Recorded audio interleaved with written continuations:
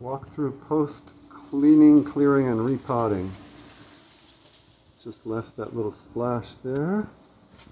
This is very clear. They're coming back Friday to do cleaning, so we'll get them to clean up those bricks. Friday morning, they'll be out of here by Friday noon. Left is one little splash of liriope with the roots of that vine in it, but you tell me if you want it to stay. Only thing there is the wonderful vine.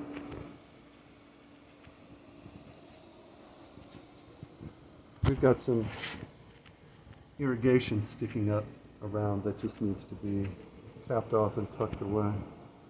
Bananas look great. You said you wanted to keep that splash, that liriope. Everything here is the same except the blue pots are gone. The lavender is in the ground, which protects the bougainvillea somewhat. That's the same. This wall,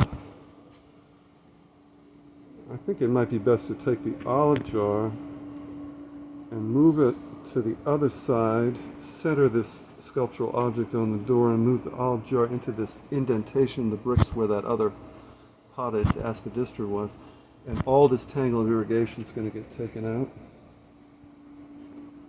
But let me know what you want to do to tweak that.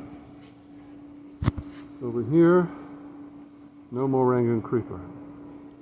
All cleared away.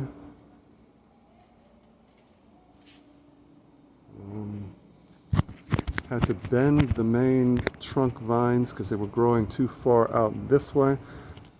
Trained them back over here and arced them down so that the vine can grow out of this arc of main trunks and just go up only to the level of the balcony floor is the instruction to the gardeners. Okay, over here, removed the fern, and of course the sculptural, the urn on the stand is over there. I'll show you the fern when we come to it. But you know what? It doesn't really miss the fern. It could, you might want to put something there, but it looks great. These are some of your vintage pots that are wonderful. I don't know if you want me to just put them in the shed or we can stick something in them.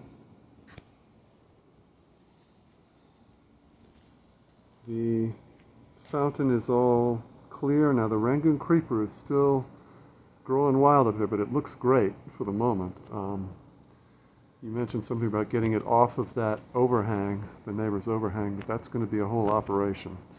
And our gardeners are not really willing, they're not equipped to do that. But can be done. Just let me know. I figure we'd leave it there for now, but you tell me. I do need to trim some of the shell ginger so that that medallion piece shows better, but I'll get to that. Remove a couple of these tall stalks. Those pieces show well. This area is cleaned out under there. Let's see if we can get it showing. The bell. This area is cleaned out with the torchère in front of the window.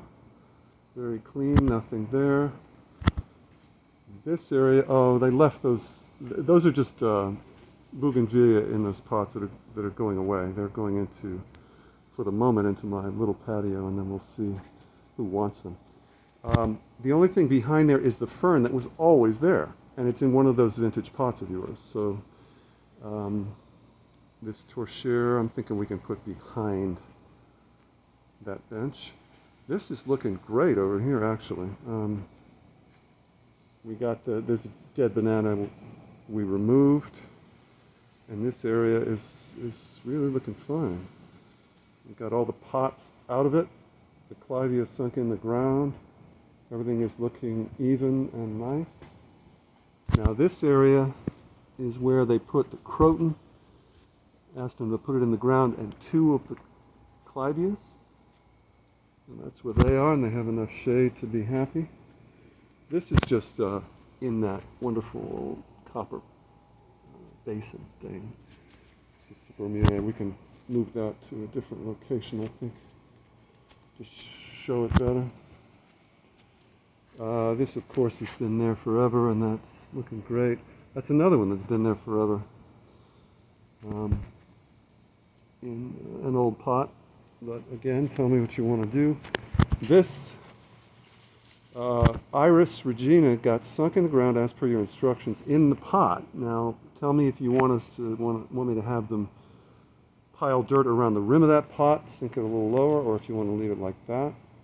Other than that, this little bed is looking pretty nice. Very lush. That guy is the same. Okay, so this, as per direction, just left the super blue liriope as a little splash. And by the way, it happens to be blooming right now. It's getting near the end of its bloom. The hidden ginger lily that was growing up along the other side was finishing, so I had him cut it off and stick the pot in the back, hidden in one of the beds for the season. So this has just been, just trimmed up. Neat. It's neater, but it's essentially as it was because you have indicated to leave it that way.